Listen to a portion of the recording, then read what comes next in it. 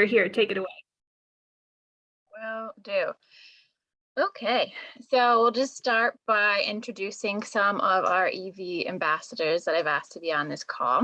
And so Xavier, since I see your face first, can you go first? Sure. Yeah, so my name is Xavier. I've had an EV for 2 years now. I have a 2019 Chevy Bolt. And yeah, I guess for the purposes of this call, I recently did a long distance trip, so we can get into that a little bit later. But yeah, that's kind of the gist.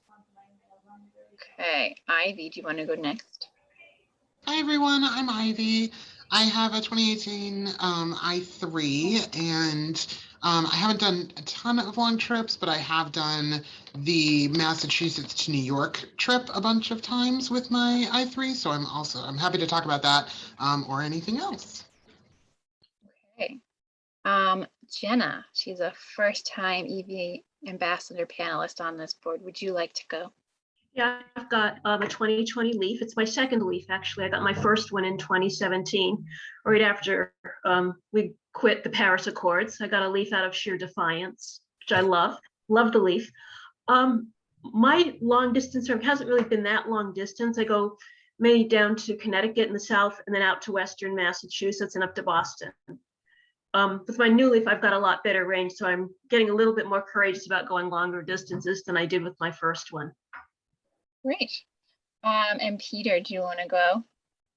I too have a Leaf, and it's my second one, so they're addictive.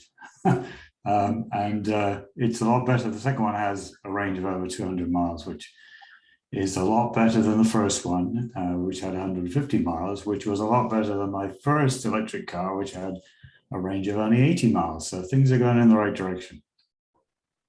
Perfect.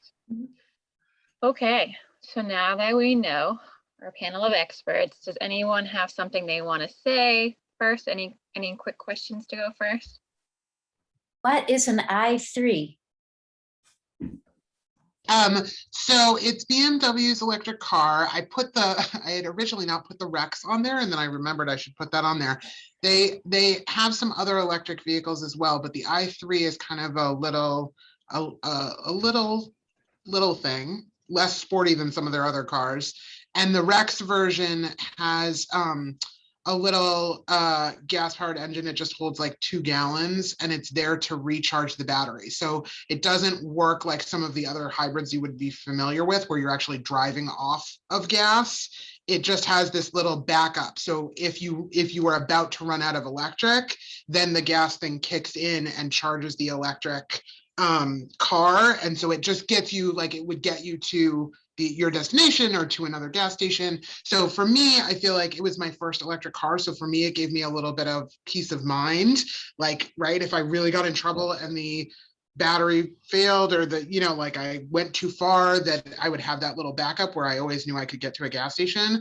After having it for 3 years, my next one will be full electric. I will be totally happy. And especially now that the ranges are a little bit longer, right? I think I'll probably be able to get a car that's comparable, that'll go like another 100 miles, right, on a charge than what I could get with this in 2018.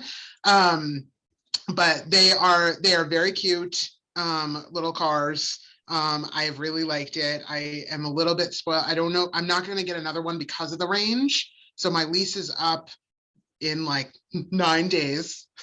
I don't know what I'm going to do, but I will probably extend it for a few months until I could get something else. But I have loved it. The only reason I'm not getting another one is because the other cars that have come out since have a much longer range on a charge. So I will probably go with something else. I've been telling Devin, I'm thinking I'm going to do a Volkswagen ID4 is the one that I've liked the best in my test drives. So that is my quick answer. Thank you. Yeah. Ivy, you're gonna have to take a picture of yourself in your new ID4 when you get it, and just like really go all out with it. Like I know. Okay, I with pleasure. Whenever that happens, whenever that actually takes place, I will definitely do that. I also want to jump in real quick and say that I think BMW has ended production of the i3. They're moving on to a whole new series that I think is called iNext or X5 or something. I should know, but I don't. But those will be coming out in the next year or so. Great. I'd like to jump in and just say that I've been driving an electric car for 8 years. I started with a Nissan Leaf, which was 100-mile, 80 in the winter. And I couldn't drive from my house in New Hampshire to Boston without charging up. So that was an experience for 3 years. It was kind of, ooh. And then we leased a Bolt for with the 235-mile range, and that's been wonderful. That's like a game changer.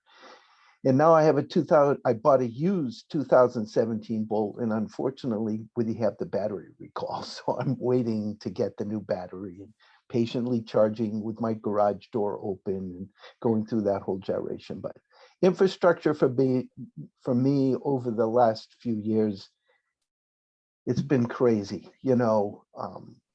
I went to Mystic, Connecticut for a vacation in May in Musqueamicut Beach. They had a level 2. Well, it was too early in the season. There was no power. So we went to the Mystic Aquarium where they had a fast charger and they said it was out of service. So then I moved to a GM dealership and went there on Monday, and he looked at me and said to me, "I'm sorry, you didn't buy your car here. You can't do a fast charge." So we went to the Mystic Diner, and he said, "Oh, go to the Mystic Diner. They have a charger." Well, it was a Tesla charger. So luckily, before my trip, I bought an adapter so I could charge on a Tesla charger. So those are available. So if you really get stranded, you can do that. So that's my experience with driving electric, waiting patiently for a new battery. So. Well, hopefully you're utilizing PlugShare so that kind of stuff doesn't happen to you as often. For those of you who don't know what PlugShare it is a crowdsourced app that lets you know the state of the different charging stations that you're planning on going to.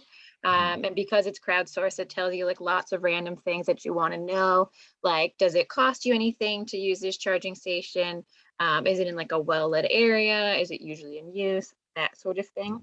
Yeah. But because Stephen, you talked about infrastructure, I'm going to jump over to Xavier so he can tell us about the infrastructure he used to move from Boston to Colorado.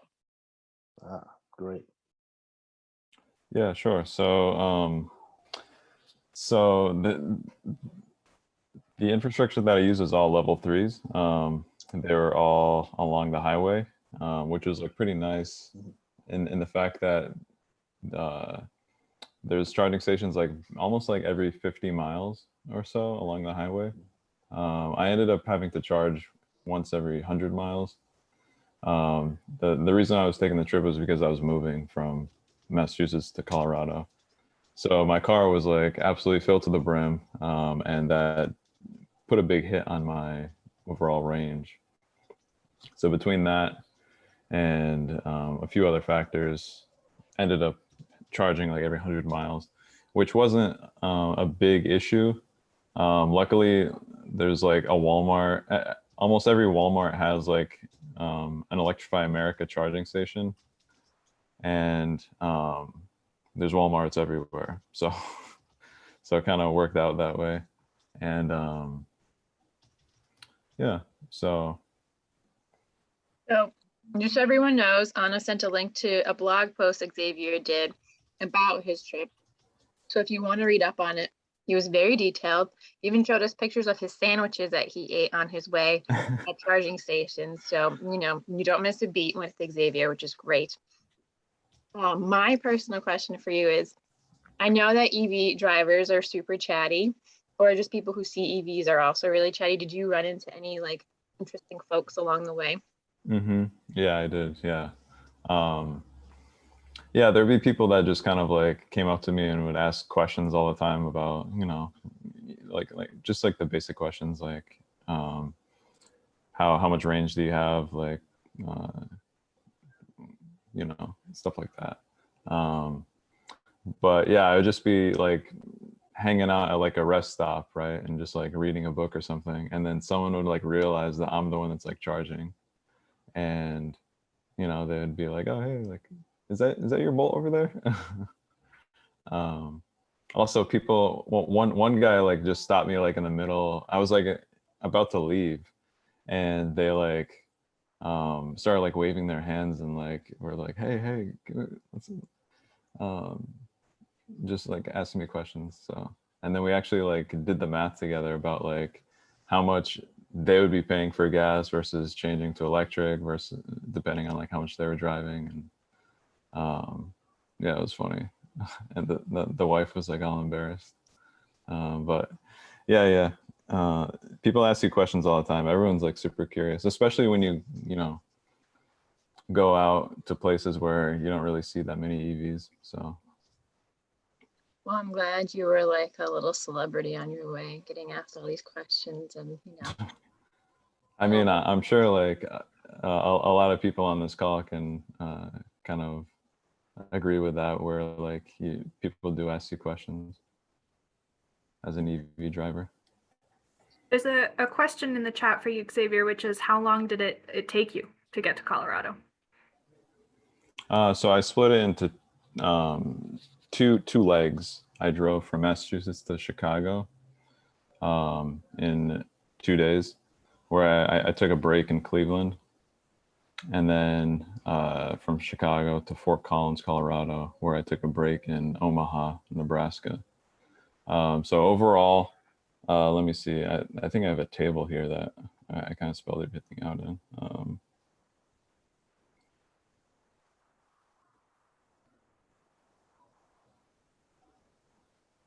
While you find that, or maybe after you find that, I'm curious, the other EV folks on the call could maybe say what is the longest or most exciting or easiest road trip that you've taken in your electric car so far, and how did you plan out charging?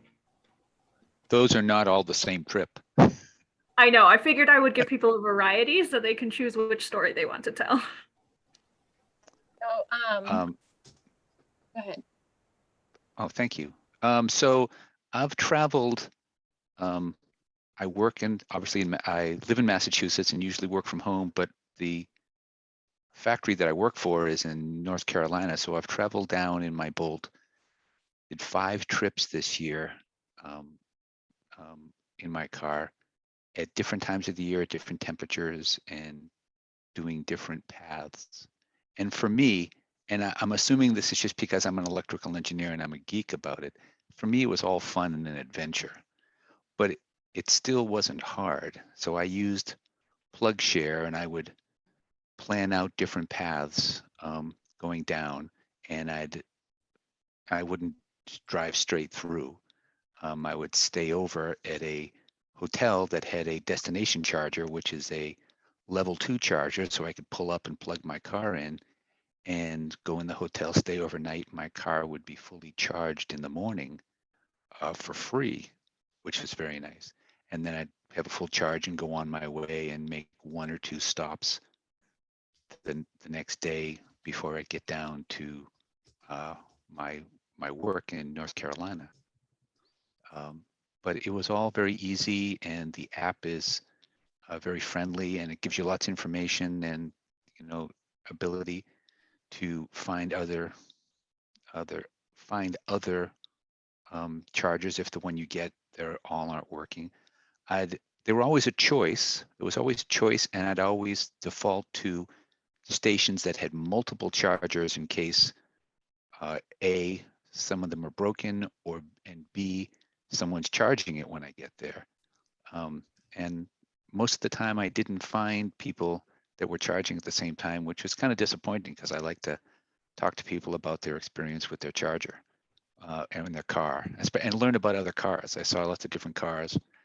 So, but each time it's been fun, and road trips in an electric vehicle is just so quiet and smooth. It's a good time. I enjoy it. Well, thank you for sharing. Jenna, how about you? Any fun road trips, whether like, very long distance or just kind of around New England? Well, what comes to mind is not exactly a long distance trip, but it seemed that way to me. It was when I had my first Leaf. and it was winter, and I was driving back up to Providence from Newport, and I hadn't really gauged my range real well, and I hadn't realized how fast the heat ate up the battery. So right around, I guess, Warwick, the little scary things start happening. You know, the things start dinging and flashing, and I was afraid of running out of range before I got to Providence. So I just cut off the heat, cut off everything, white knuckle it through the snow, and got to Providence with 1% left.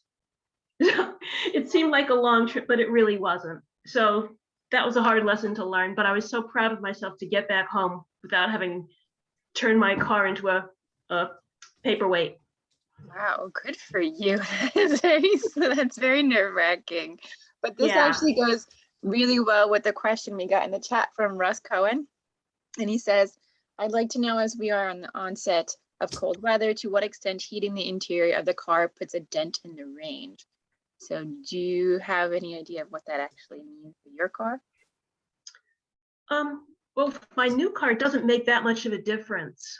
I usually try to charge it up while running the heater on cold mornings. So I've got a full battery when I leave, and the car's warm, so I don't have to run the heater while I'm driving it. Nice. Does anyone else want to add to that? Well, there are two ways to heat an electric car. One is with resistance heating, and then the other is with a heat pump. So if you specify a heat pump, which is an option with the Leaf, then you don't use as much electricity to warm it up. And I think, even some of the other models, you can specify heat pumps. So I have a great interest in Polestar, and that's one of the options with them, that you can actually get a heat pump, which gives you more range because it doesn't use, excuse me, the battery is, it's not using resistance heating. And so it's a much more efficient way to heat. And also certain cars, and I think the Kias, even the new Ioniq, allows you to, it has a button where it is driver only heat. So you can switch, if you're the only person in the car, it will direct the heat towards you, and it won't waste heat trying to warm up the rest of the car. So there are these little ideas that manufacturers have come up with. And with the Leaf, everything is heated. You get a heated steering wheel, you get a heated seat. So that helps as well, that you don't have to heat up the air in the car. It certainly, with the Bolt, it makes a big difference in, you have less range in the wintertime because of the temperature of the battery, and then the hit that you get because you're using a resistance heater, as Peter mentioned. But I've found that I got a Bolt at the end of the year that was loaded and had a heated steering wheel and heated seats, which I thought was ridiculous when I first looked at it, but I realized heated seats and heating steering wheel keep me warm for like 60 or 70% of the time I'm in the car. It has to be really cold for that not to keep me warm. And it uses so much less electricity than the interior heater. So little tricks that I heard about or have tried that extend my range. Speaking of extending range, for folks who have driven through really hilly areas or through kind of mountainous regions, have you noticed that there's been significant regeneration, put back in your battery, like a lot of miles put back on? I can talk about that. I had a recent experience with this. I drove I live in Cambridge, and so I drove to sort of northern Vermont, and on the way back, right, I took more liberties with the with the how far we can go and which stations to stop at, and sort of seeing what I could do, because I didn't have anything that I needed to be back for at a particular time. And so and I did a lot of sort of coasting down hills and seeing if it made a difference, and it did. It was the first time that I ever actually had the car go back out of using the gas powered, right? So it got down to 5%, and then because I coasted down hills instead of, using the gas to go down them and all of those kind of things. I could actually get it to the gas powered thing to charge it back up to just using the electric charge. So it was interesting. I mean, I was just sort of playing around because I was on a road trip and bored, but it is sort of like a powerful tool, that regeneration piece, and in terms of like keeping the battery going when you're on a long road trip, or when you're going sort of a longer distance. Also, one thing that I noticed when I was doing a trip with my buddy who owns a Tesla, is the Teslas will actually calculate how much range you'll have by the end of the trip, like when you plug it into the GPS on board, because it knows like the elevation change across the entire trip. So I thought that was like pretty cool. I wish, but I mean, there's only Tesla could do that. I don't think you couldn't do that with like Google Maps or anything. So on my Bolt, I use the paddle on the left-hand side of the steering wheel, the upper paddle. When I'm going down hills, I pull that in, and I can add 4, 5, 6 miles to my range when I'm going down hills. So that's something. It won't work with the cruise control on, but it'll give you some more miles when you're going down hills. It's very interesting. You watch that. So it's a feature on the Bolt. So Jenna, when you're in flat Rhode Island, it won't help you that much. This is true. So just to jump in, I'm also a Bolt owner, and in 2018, my wife and I drove to California and back, and specifically on the hills and so forth. I found that when we were crossing the Rockies in Colorado, we were actually getting phenomenal range, and I think that was both from the fact that we were getting that regeneration going downhill on the back sides of the ridges and the passes and things, but also the air resistance was lower because the air is thinner. And so it was impeding the progress of the car less. It's amazing. That's crazy. I've done many of these, and I've never heard about thinner air making less resistance. I just wanted to point to one question that came up a little earlier, because the chat is very busy, which is great, which is, has anybody ever actually run out of power? No. Let me rephrase that. If you've ever run out of power, please tell us that story. Hopefully there will be silence following that question. Great. That's a good answer. Anna, do you want me to tell you a close? Yes, please. So I got close once, I feel like, and it did actually slow the car down. So I was on the highway, and it actually did reduce the maximum speed it would allow me to drive. And it wasn't anything crazy. Like, I want to say it took me down to 50. So like on the highway, if you're in the right lane and you go down to 50, right? Like, yes, in Massachusetts, that's like, you might as well be stopped. Everyone's going to go around you. But right, like, it was still okay. And that was, I mean, I feel like I was really low. And still, like, that was sort of the extent of it. So there were some like preceding things that happened that were helpful, warnings, things that happen before you actually run out. No, Yeah. I've never heard of that before. Yeah, I think on YouTube, a lot of the reviewers purposely run out to see what happens. So if you want to see these vehicles go into what they call turtle mode, then just look on YouTube. Plenty of examples, because they do it just to see what happens. And they also with the automated driving, you're supposed to keep your hands on the wheel. They purposely do not keep their hands on the wheel to see what happens. And it's sort of interesting. I won't give anything away. And actually, talking about the Leaf, even when you're down to 0 on the Leaf, it still has about 10 miles. So there's a buffer in there that they purposely put in. And there's an app that you can plug into a Leaf called Leaf Spy, and it tells you the true state of charge, which is not what's displayed on the vehicle. So they leave a buffer in there that you can go way beyond 0. on the Leaf. Peter, how did you find this out? One of their videos? Well, when I got the new Leaf, it came with this horrendous noise up to about 30 miles an hour. It sounds like your gearbox is going, but it's the noise that electric cars are supposed to have. And also when you back up, it has a horrible beeping noise. And I discovered by looking online that if you get Leaf Spy, you can turn it off. So that was my that's my incentive. Whether you're supposed to do that, well, that's a safety feature you're not supposed to mess with, but you can plug in a Leaf Spy and stop it making this horrendous noise. And then I learned a bit more about Leaf Spy. If you leave it plugged in, it tells you what the accurate state of every single cell in your battery. It's really a very techie thing. And then you find out that, I think because the Leaf has been around for so many years, they built all these things into it. Just make it easy for Leaf owners, so that even if you do push your luck and get to zero, you're not really at zero. So.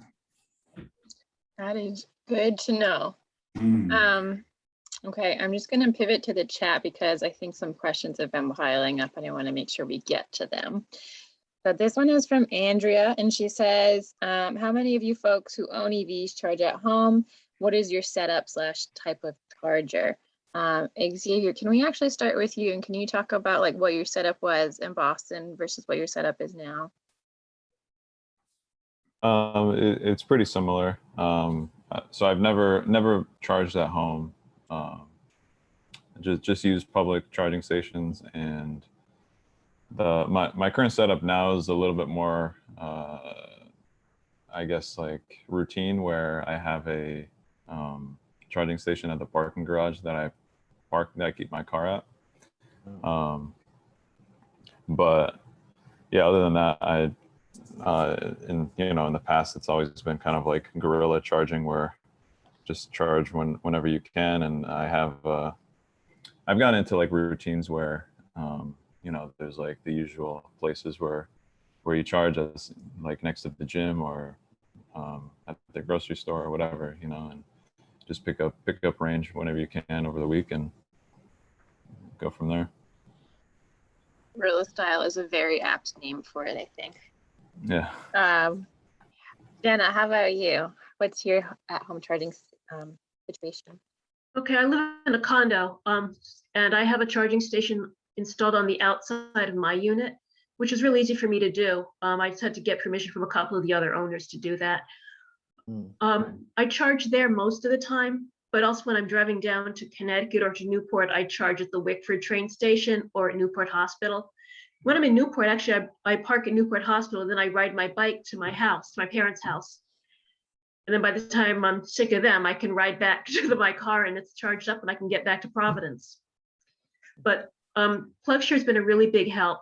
When I'm going someplace where I'm not familiar with, I can find out where all the public charging stations are. And also what I like about PlugShare is also it's got home charging stations on it too. Once in a while, I'll listen to my house, and tourists and people who are really low on charge will just text me through the app and ask if they can use my station for a couple of hours. And if I'm home, I do. So I think PlugShare is really valuable for charging. I had no idea that was a feature.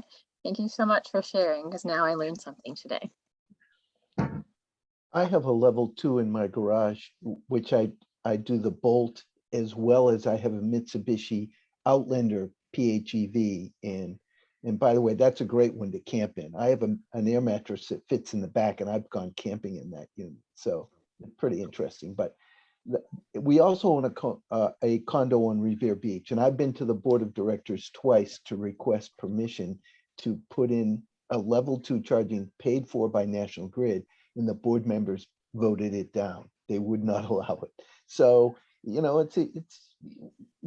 need some work on that, and I will continue to press. But I use Electrify America and Sawgust at the Walmart. I'll go to the Square One Mall in Sawgust and charge. So I have that option around, we're in Revere. So when I drive in from New Hampshire, I'll stop at the mall and spend a half an hour charging. So you learn, through PlugShare where they all are. And Electrify America is become very dependable.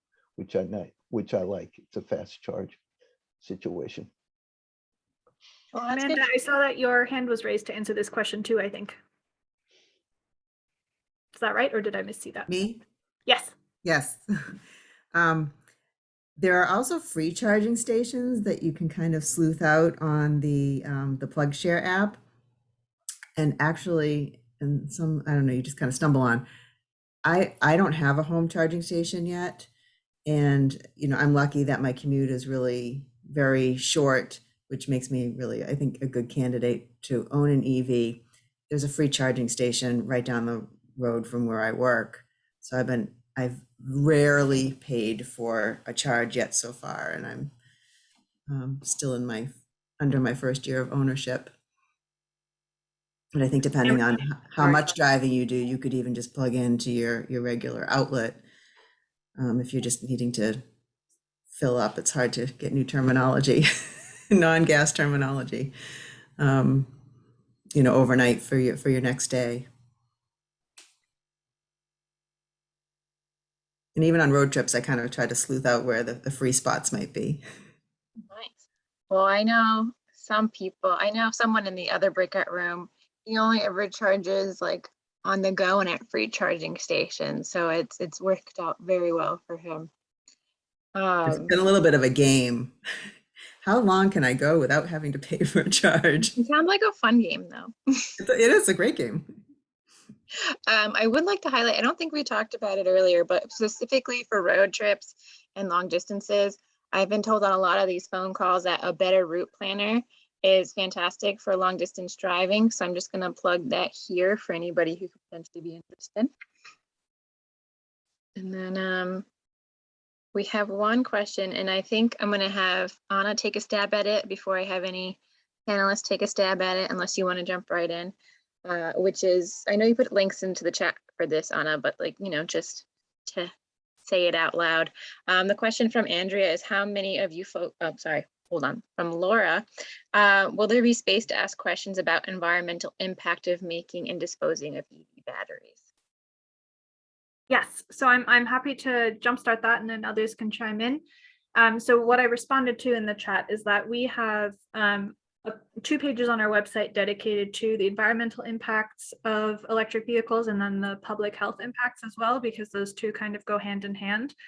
The summary that I would give on the sort of lifetime emissions of an electric car is that the manufacturing and construction of the vehicle is more carbon intensive than gas powered vehicles because battery manufacturing is intensive. But that initial bump very quickly disappears when you take into account actually fueling the vehicle. And I put into the chat, and I can put it in again, a report that the Union of Concerned Scientists wrote about, they called it From Cradle to Grave, the lifetime emissions of EVs. So you can dive more deeply into exactly which components cause which emissions. The one thing that I also want to highlight is that we've heard a lot of folks ask us questions about the sort of human rights and environmental implications of mineral mining specifically. And that is not something that we are experts in, but our colleague Adriana, who's in the other breakout room right now, just recently posted a blog because she took a deep dive into that, where we basically just went and learned ourselves because we're a state-based organization and this is all international. But we learned as much as we could, and she did a really great job of laying out what she found and what that means for the clean energy transition. So I'll put that link in the chat as well if I haven't already. Okay, we have another question about like charging on the go, basically like at a hotel or any other place where you don't physically have eyes on your car, and how safe you feel about leaving your car there with like it plugged in. Do you feel like someone's going to steal your charging cable or anything like that? Anybody take a stab? I've never had that issue. Only once did, when I was plugged in at the Wonderland Tea Stop one evening to try to get enough juice to get home. Somebody unplugged me, and I don't know why. The car was there at night. It was like there till midnight, and somewhere along the line, someone unplugged me, and for whatever reason, I don't know. That's the only time it's ever happened to me. And I've plugged in some pretty weird places, in the last 8 years. So I think, really isn't an issue. I know that over Thanksgiving, I rented a Tesla out in California for a week, and that was an experience in itself when you go from a Bolt to a Tesla. And their charging unit locks to the car. It took me 15 minutes to figure out how to unlock it. So it was like, how come I can't get it off the car? And because I was plugging it at my guest house at night, and it was great. I was able to get some juice. So I really haven't had that experience.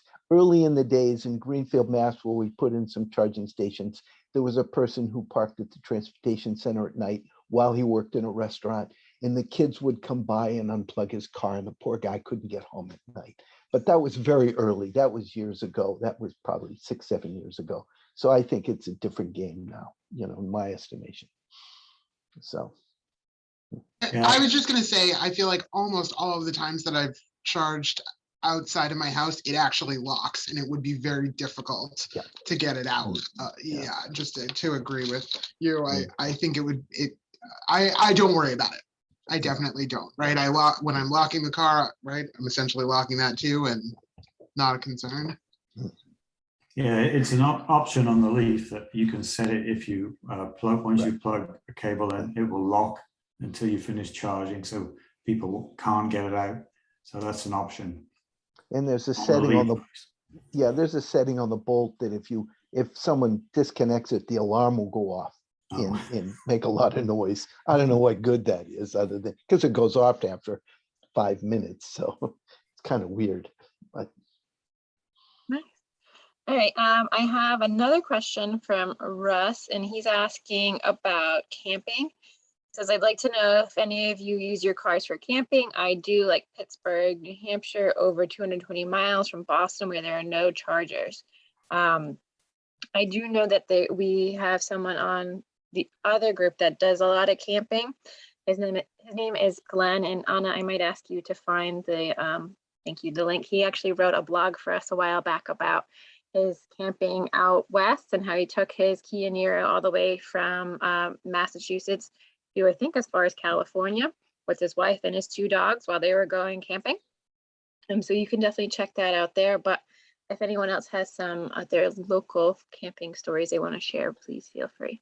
I pulled into Mount Snow one morning to go skiing, and there was a Tesla plugged in, and out of this car at 9 o'clock in the morning, this person comes out, and I said, boy, you're here early. And he says, oh, I slept in my car overnight. I said, what?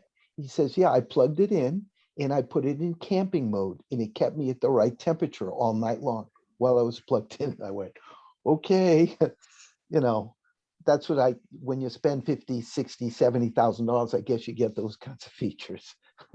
So that was interesting, to say the least. Yeah. What I would say to Russ or anybody who has a question like that is to just make sure you plan your trip before you go, using apps like a Better Route Planner or PlugShare to really know what is available to you before you go. It should be mostly doable. Wait, I saw Jamie raise his hand. Sorry to interrupt you, Devin. No, I appreciate it. I can't always see the Jamie and then Jack.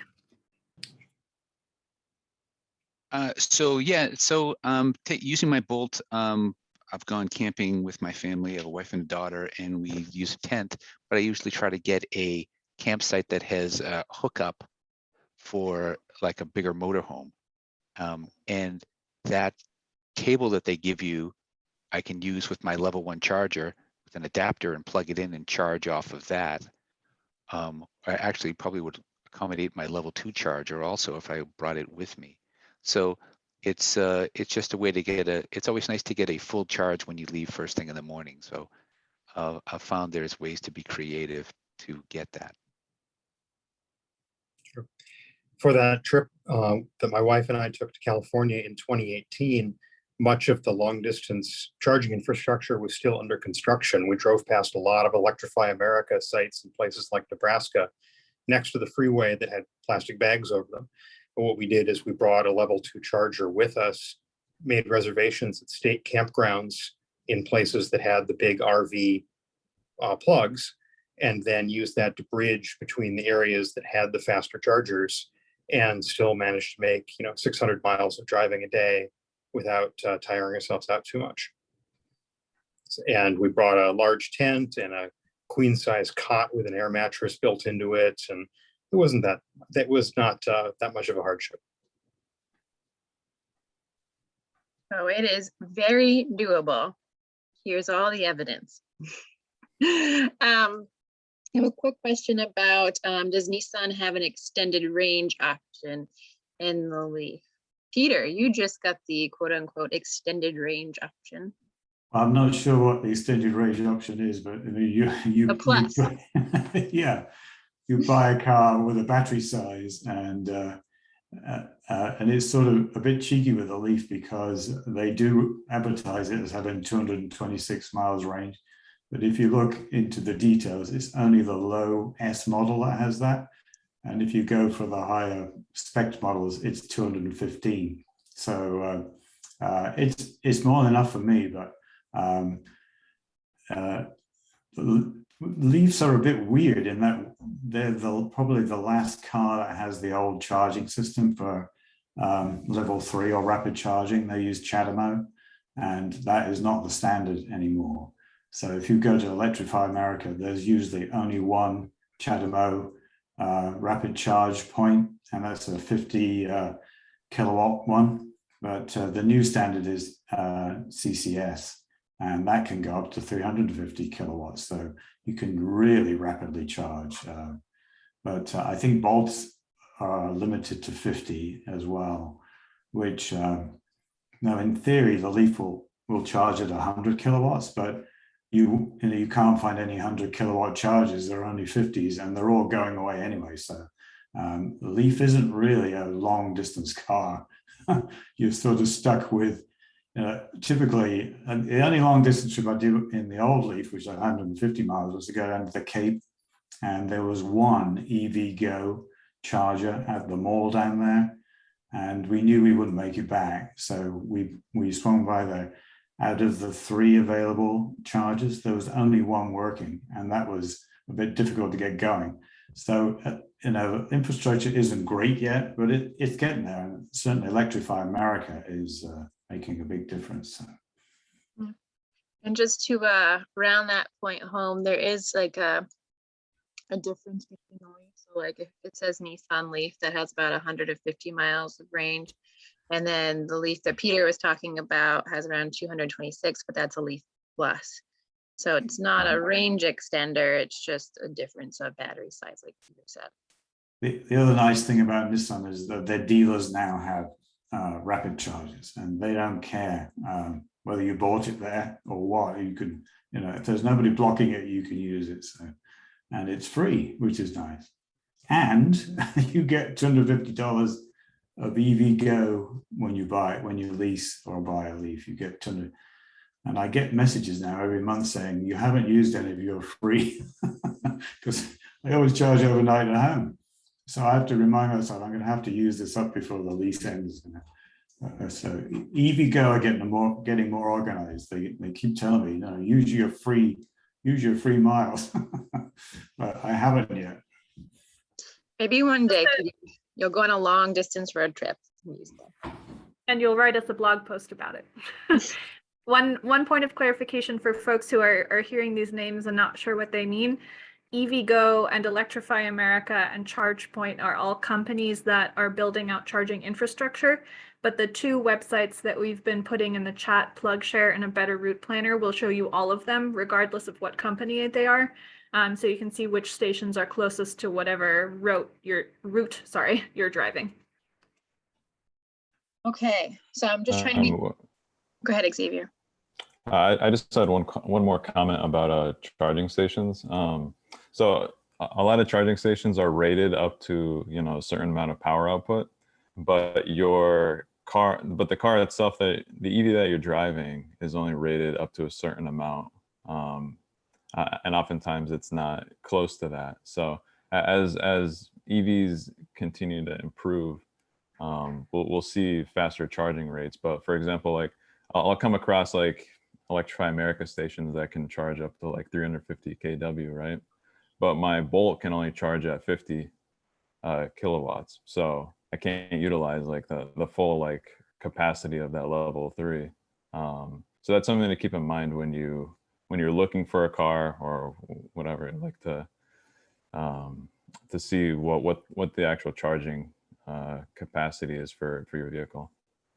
And I don't know how readily available that is for like spec sheets and all that, but something to keep in mind. It is a very good point. So we only have about 10 minutes left, so I'm going to try to get to as many questions as I possibly can, so bear with us. Amanda, you had a question about the regenerative modes. Do you want to speak it to the group and then they can try to answer? Yeah, it's a hard one to write. Thank you. So I'm just trying to figure out so I'm using the regenerative braking system, and am I working against myself?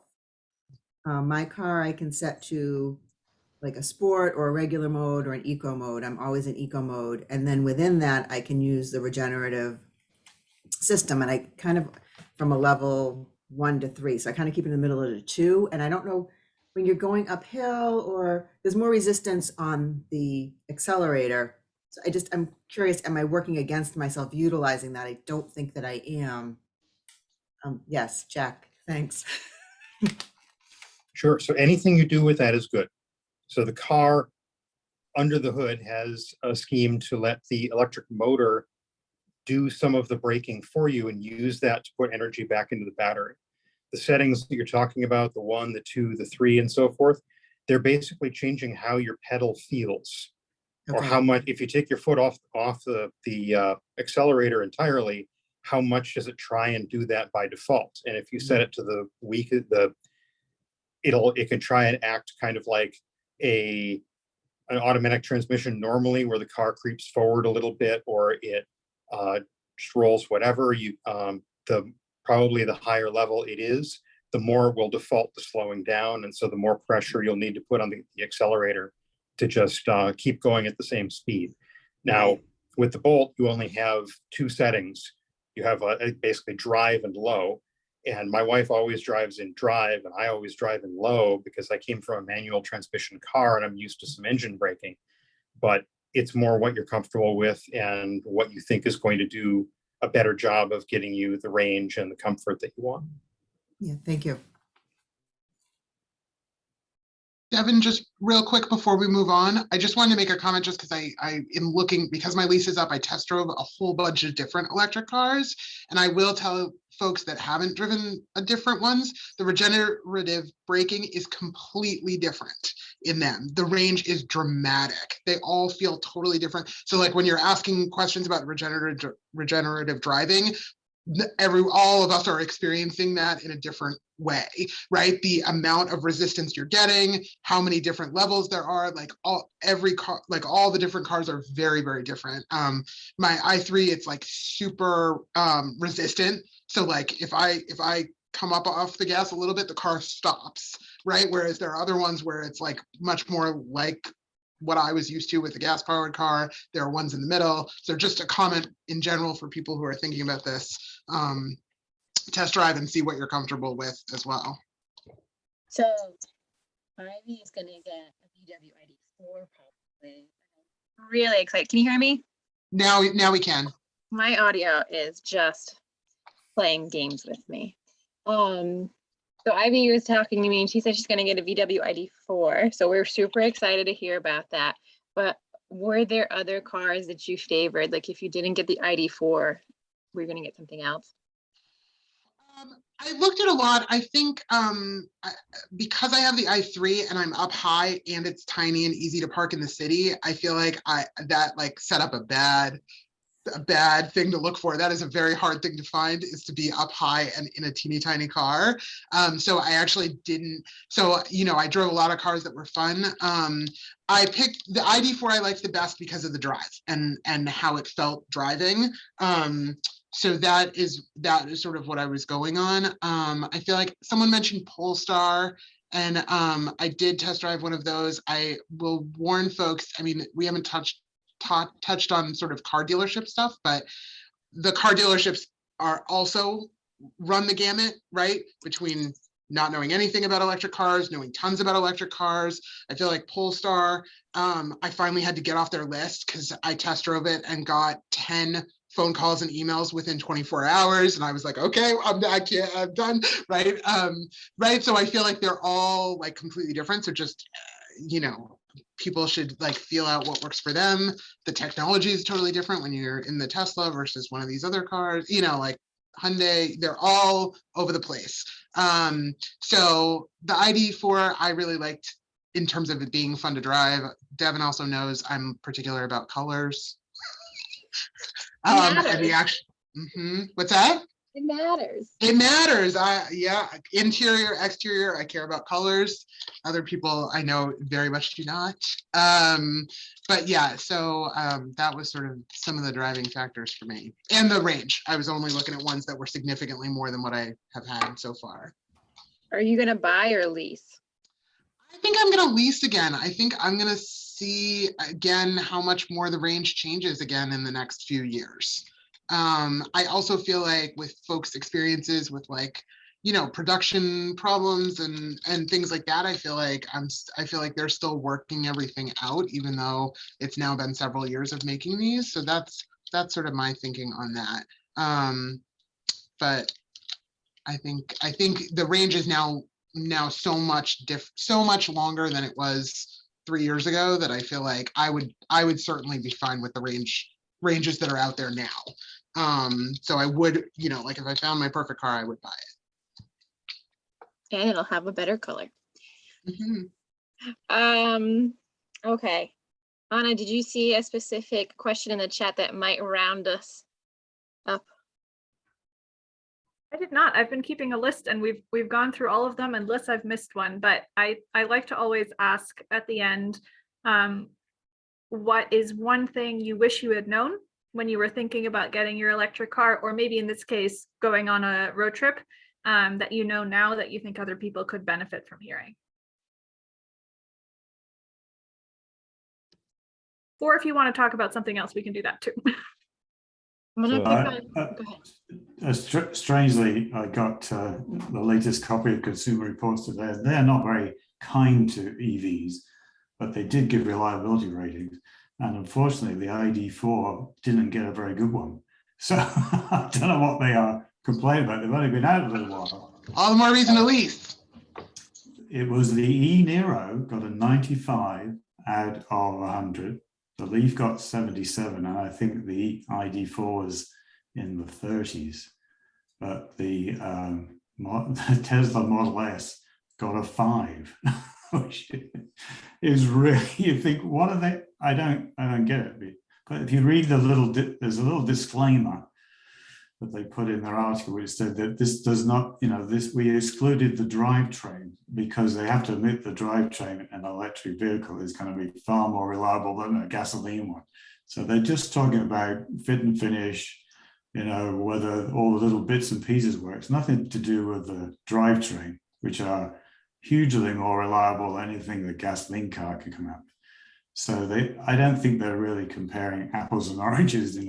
It's hardly fair to do that. But I was surprised they didn't give any specifics around the ID4. That was one of the cars I was interested in. But it sort of is interesting that they rated them so low.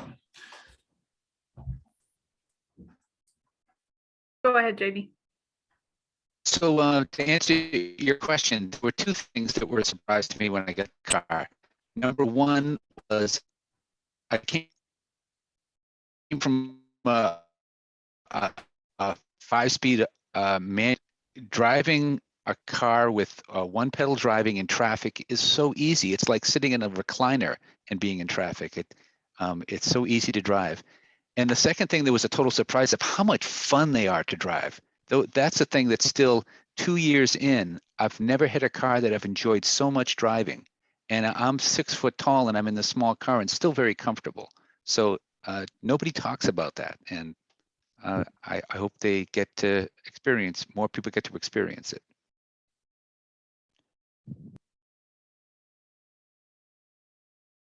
Any other takers? I just want to say hello to Anna. We haven't talked in a while. I retired. I retired from the state a couple of years ago, and I was the EV guy for the state of Massachusetts. One of the, I installed charging stations. I managed the EV rebate, which hopefully everyone here in this room has received their check for $2,500 or $1,500. That was, and we decided we would send you a check. We wouldn't put it on the dealership because other states do it in the dealership, and I think you're getting ripped off. So I'm glad we could send you a check as opposed to getting a discount and handing it over to the dealership. So stay tuned to those. So. Well, that is great for you fancy Massachusetts folks, but for us lowly Rhode Yeah, thank you. Islanders, it doesn't mean a whole bunch. We're very jealous. But it is 5 o'clock, so I want to say thank you everybody for joining today. I really appreciated all your questions, and thank you again to our panelists for joining and donating their time today. That was very much appreciated. I will be sending a follow-up email and the recording of this session, so if you want to view it again, you can. And also, if you want to follow up with any questions that you didn't get to ask or get answered during the session, you can reply to that email. I would also encourage any of you who are EV owners on this call, if you want to be one of our panelists in the future or come to events or speak at these types of things, I will send out a link to become an EV ambassador. So you'll be on our list for people to tap and be like, hey, do you want to do this? Like people like Peter who do this, and Xavier and Ivy and Jenna. So look out for that. But in the meantime, thank you so much for joining, and we will see you next time. Take care, everybody.